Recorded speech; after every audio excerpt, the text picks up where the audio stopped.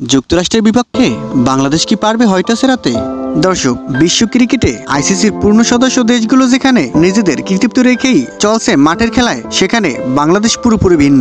অন্যান্য দেশগুলো যেখানে খেলার মাধ্যমে বিভিন্ন অর্জন নিজেদের ঝুলিতে পড়ছে, সেখানে বাংলাদেশ একের পর এক লজ্জার হারে রেকর্ড গড়েই চলছে।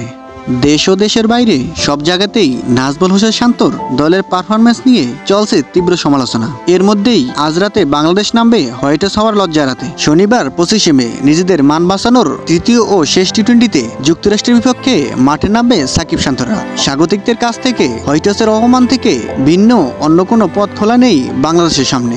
বাংলাদেশ সময় রাত 9টায় শুরু হবে ম্যাচটি। দর্শক, চলতি সিরিজের আগে বাংলাদেশ কখনোই যুক্তরাষ্ট্রের মুখোমুখি হয়নি। প্রথম দেখার আগে বাংলাদেশ দলের লক্ষ্য ছিল সপ্তাহখানেক পরে শুরু হওয়া টি-20 বিশ্বকাপের আগে যুক্তরাষ্ট্রের অপরিচিত কন্ডিশনের সঙ্গে নিজেদের মানিয়ে নেওয়া। তবে বিশ্বকাপের সহ আয়োজকদের দেশে প্রস্তুতির জায়গা নিজেদের আত্মবিশ্বাস খুইয়েছে টাইগাররা।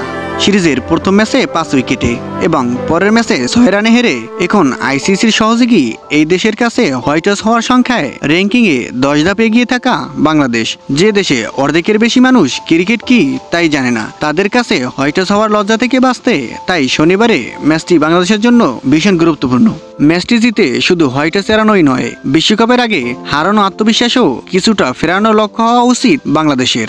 হোয়াইট হাউস এড়ানোর এই ম্যাচে বাংলাদেশ দলে একাধিক পরিবর্তন আসতে পারে। বাদ পড়তে পারেন সিরিজে প্রথম 2 ম্যাচে ব্যর্থ সৌম্য, আফিফ হোসেনকে ফেরানো হতে পারে একাদশে। এছাড়াও শেষ ম্যাচে প্রথমবারের মতো খেলার সুযোগ হতে পারে স্পিনার তানভীর ইসলামের।